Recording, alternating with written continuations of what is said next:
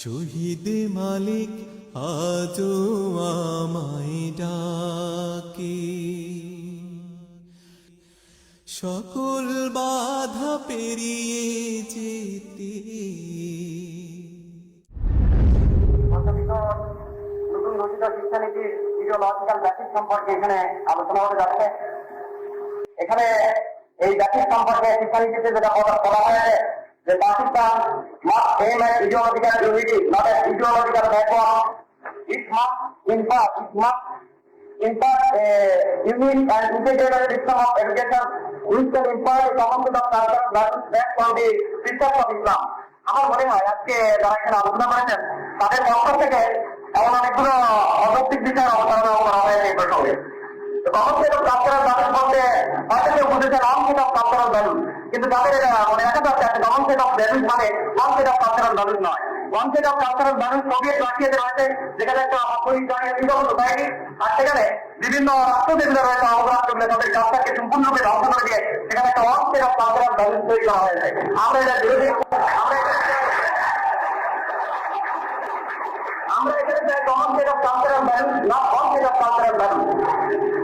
এরপর পরবর্তী পর্যায়ে আমি আলোচনা করতে চাই যে আসলে শিক্ষার উদ্দেশ্য কি।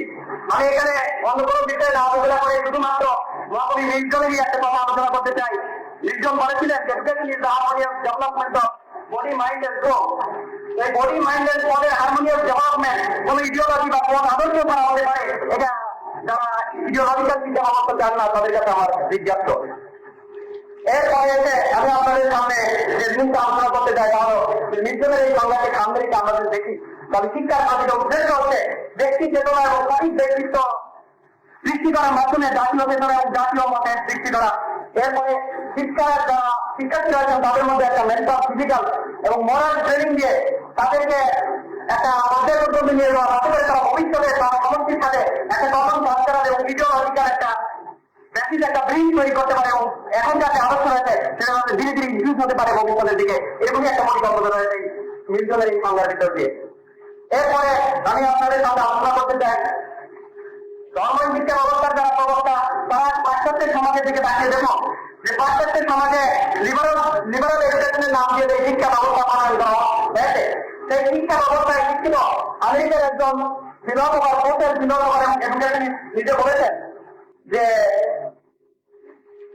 উনি বলেছেন শিক্ষা সম্পর্কে যে থ্রি কাইন্ডস অফ প্রোগ্রেস আর significant: progress in knowledge and technology, progress in socialization of man, progress in spirituality. The last is the most important. আর এই ভদ্রলোকের নাম হচ্ছে আলবার্ট টিচার।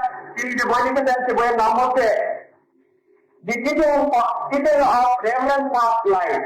এরপরে এসে তিনি বর্তমান আধুনিক পাশ্চাত্য শিক্ষা ব্যবস্থা, শিশুদের এবং লিবারাল শিক্ষা ব্যবস্থা যে ব্যর্থতা করেছে সেখানে একটা টার্নিং পয়েন্টে শিক্ষাকে ইডিওলজিক্যালি ওরিয়েন্ট করার জন্য চেষ্টা করতে পড়াশোনা করেছেন।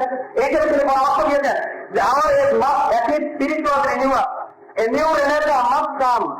The renaissance in which mankind discovers the ethical action is the supreme truth and the supreme utilitarianism by which mankind will be liberated. A spiritual liberation ছাড়া ম্যানকাইন্ডের কোনো লিবারেশন হতে পারে না। এর অত্যন্ত স্পষ্টভাবে বলেছেন। আমার মনে হয় আর কোনো কথা এখানে আলোচনা করার প্রয়োজন নেই যে পাশ্চাত্য ধর্মহীন শিক্ষা ব্যবস্থা লিবারেল কথা কথিত লিবারেল এডুকেশনে তিনি শিক্ষিত, তিনি বর্তমান শিক্ষা ব্যবস্থা সম্পর্কে সেই পাশ্চাত্য শিক্ষা সম্পর্কে গবেষণা করেছেন। তার কথা হচ্ছে যে পাকিস্তানের বুকে 22 বছর যাবত পর্যন্ত সেকুলার এবং ধর্মহীন শিক্ষা ব্যবস্থায় প্রতিষ্ঠিত ছিল।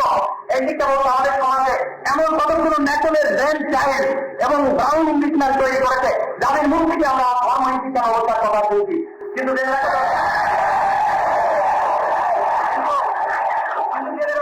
এই শিক্ষা ব্যবস্থা যখন প্রবর্তন করা হয় আজ থেকে 150 বছর আগে, তখন এই শিক্ষা মুসলমানদের মধ্যে তখন অ্যাসেসমেন্ট করতে দেওয়া হয়েছিল। উনি কি কথাগুলো বলেছেন দেখুন, তিনি বলেছেন the truth is that our system of public instruction is opposed to the tradition, unsuited to the requirement and hateful to the religion of Muslims. তো যারা বলেন যে ইসলামিক কি, তাদেরকে আমি শুধু এই প্রশ্ন করবো যে আমরা ইসলামিক ইতিহাসের পর পর্যালোচনা করুন, ইসলামিক ইতিহাস দেখে তারপরে বলুন ইসলামিক ইডিওলজি। এটা একটা মানে বিরাট একটা পরিষ্কার নিশ্চয় রয়েছে, এর মধ্যে কোনো পার্থক্য নেই। আর ইসলামিক ইডিওলজিতে বা ইসলামিক কালচারের ভিত্তিতে যে সমাজ ও সোসাইটি করে উঠেছিল সেখানে তার স্থানীয় কালচার বা স্থানীয় সংস্কৃতিও সেখানে ধ্বংস এবং তাদেরকেও বিকাশ করার জন্য চেষ্টা করা হয়েছে। প্রত্যেক রাষ্ট্রের মধ্যে সেখানে ওয়ান সেট অফ কালচার করা হয়, কমন সেট অফ কালচার করা হয়েছিল।